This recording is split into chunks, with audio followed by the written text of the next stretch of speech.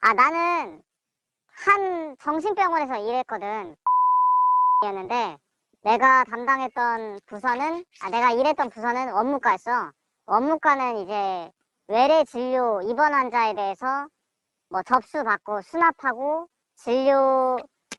진료실로 안내하고 뭐 그런 일을 했었는데 정신병원에 일하다 보니까 한 8개월 일했는데 정신병원에 일하다 보니까 진짜 정신병이 있는 환자들도 많이 왔지만 진짜 정신병이 없는데 강제 또는 반강제로 입원하는 사람들도 있더라고. 그 사람들은 사실 환자라고 좀 부르기가 애매하지. 왜냐면 입원해서 환자의 신분은 되지만 내가 봤을 때는 반강제 또는 강제니까. 그러면 반강제 또는 왜 강제로 입원을 하냐.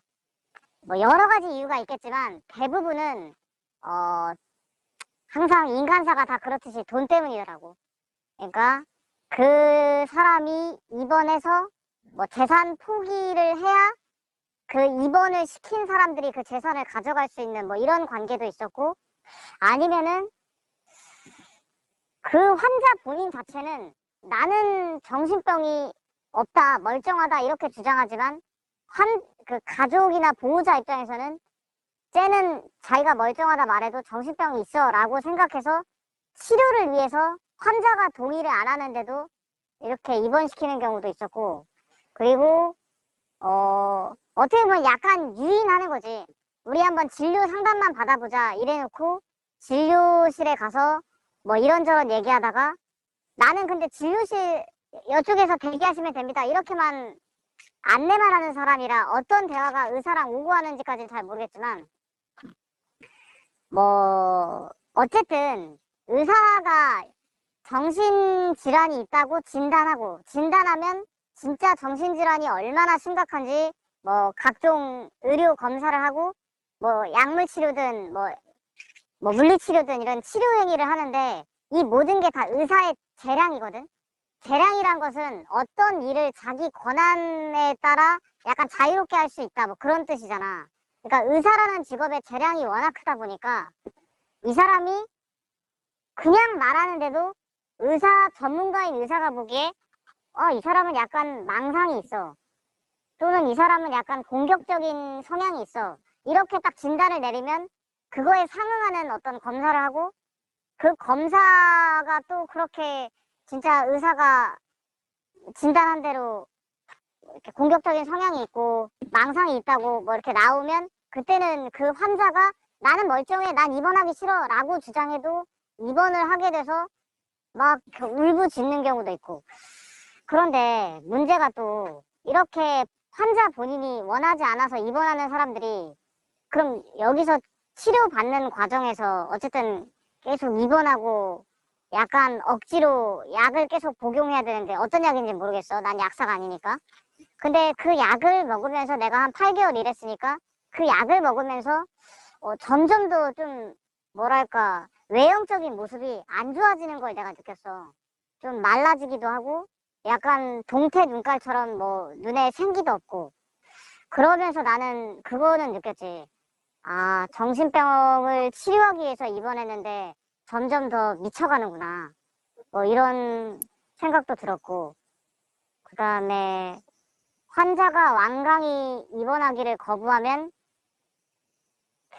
그 사람들 직책을 내가 뭐라 하는지 모르겠는데 편의상 선생님 하면서 서로를 불렀기 때문에 선생님이라고 불리는 어떤 이렇게 건장한 남자들이 있는데 의사가 이 사람 끌고 가세요, 치료 시작하세요 이러면 그 입원하려는 환자가 거부해도 이렇게 옆구리에 팔짱 끼고 이렇게 강제로 데려가는 뭐 그런 경우도 몇 번씩 봤고 근데 정신병원이 뭐 강제 수용소가 아니니까 대부분은 이렇게 잘 치료받고 나아지는 환자들도 분명 많지만 조금 이렇게 내가 봤을 때는 강제 또는 반강제로 이렇게 원치 않게 입원하는 사례도 내가 이렇게 몇 번 봤었고 그래서 더 안 좋아지는 경우도 봤었고 보호자들이 그 환자가 입원을 원하지 않더라도 보호자들이 예, 입원 필요해요. 입원 좀 시켜서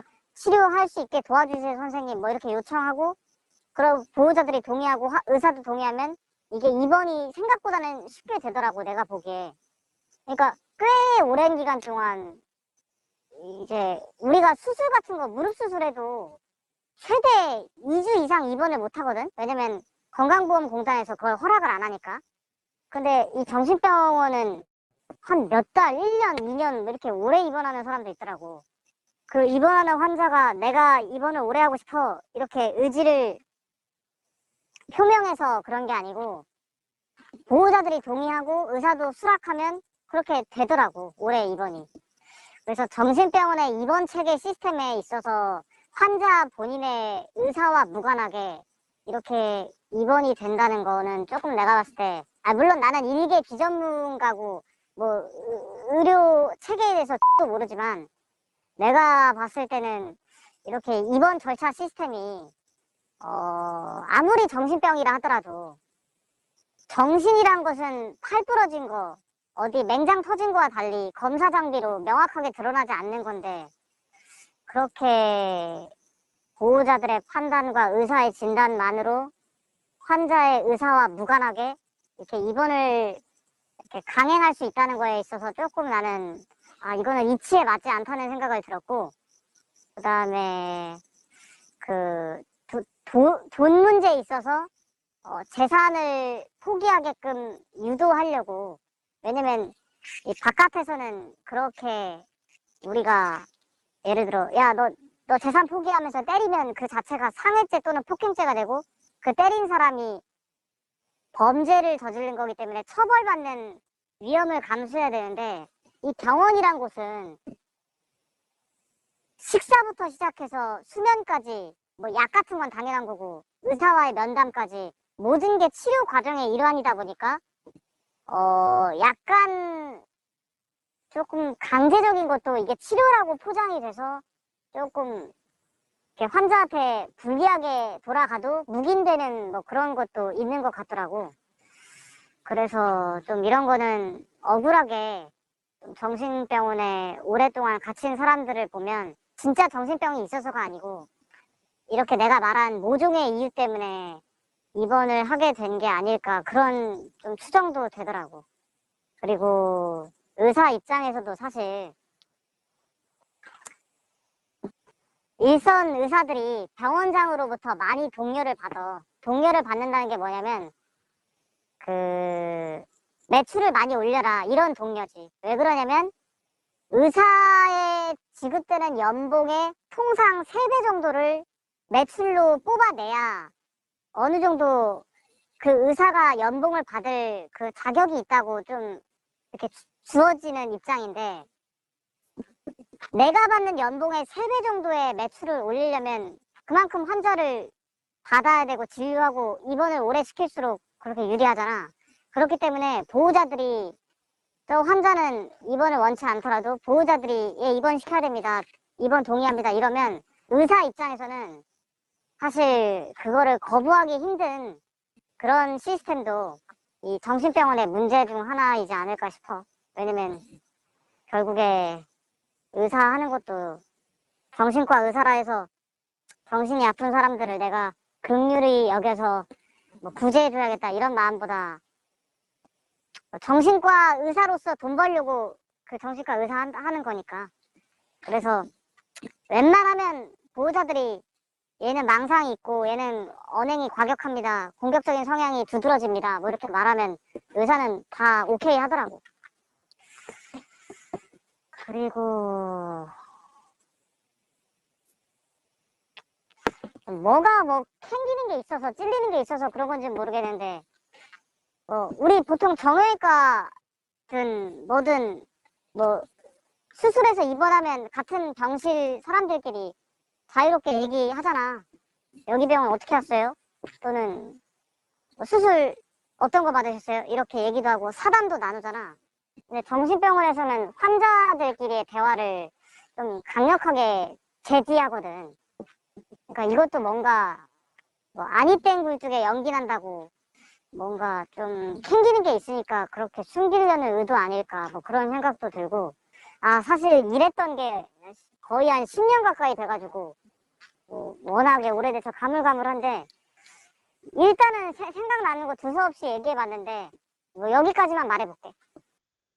그치. 그러니까 내가 아까 말한 것처럼 나도 그렇고 그 정삼수라는 그 아저씨도 그렇고 정신병이 없는데 그 정신병동에 갇히는 사람이 많고 그리고 이제 보호자 2명 또는 1명이 정신병이 있어요라고 하면은 그러니까 대체적으로 의사는 대체적으로가 아니라 98% 이상의 확률로 의사는 그냥 무조건 얘를 넣어야 그 병원의 매출액이 유지되기 때문에 그냥 정신이 아까 형이 말한 것처럼 눈에 잘 안 보이는 영역이잖아.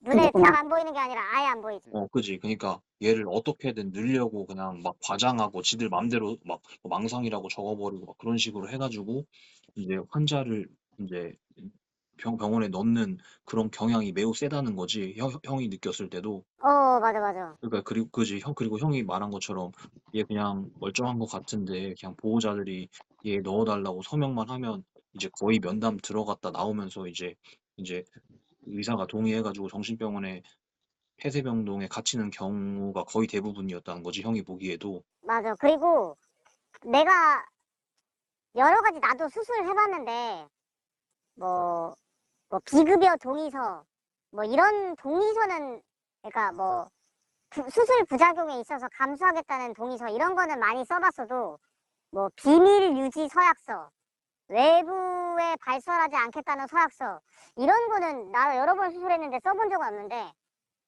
정신병원은 그런 보안 서약서, 그다음에 뭐 누설죄에 대한 처벌 뭐 동의 뭐 이런 보안과 관련된 서약서 쓰는 게 되게 많더라고. 나도 직원으로서 썼고.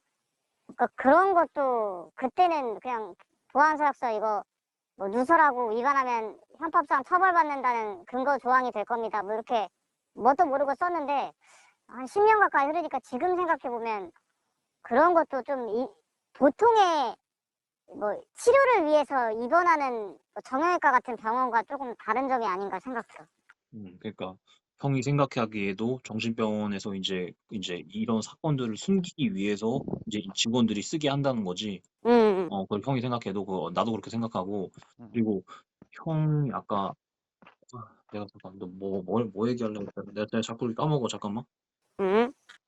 그리고 형이 아까 뭐 보안 계약서 이런 거 자주 썼다고 했잖아. 그거 좀 구체적으로 말해줘. 뭐 예를 들어서 한 달에 한 번씩 쓰게 했다든지 뭐 이 부서 갔을 땐 이거 쓰게 했는데 또 다른 부서 갔더니 같은 병원에서 또 쓰게 했다든지 뭐 그런 구체적으로 좀 말해줘. 어떻게 아, 워낙에 가물가물한데 입원 환자들은 입원할 때 썼었고 그 이후에 또 쓰는지는 모르겠고 퇴원할 때 한 번 쓰더라고 또 입원할 때 퇴원할 때 나 같은 경우는 원무과 입사할 때 근로계약서 쓰면서 그때 한 5개 정도 됐었는데 서약서가 보안 뭐 일체 비밀 유지 누설 금지 처벌 뭐 이런 거 그리고 입사할 때 썼었고 퇴사할 때 한 번 더 썼었고 업무상 취득한 정보나 비밀을 외부에 절대 누설하지 않겠다. 누설하면 업무상 뭐 방해죄, 뭐 배임죄, 아무튼 여러 제목들이 있었어. 그 누설하면 어떤 제목을 적용받아 처벌될지 그런 거에 대해서 내가 기억나는 건 환자들은 입원할 때 퇴원할 때, 나 같은 직원은 입사할 때 퇴사할 때 이렇게.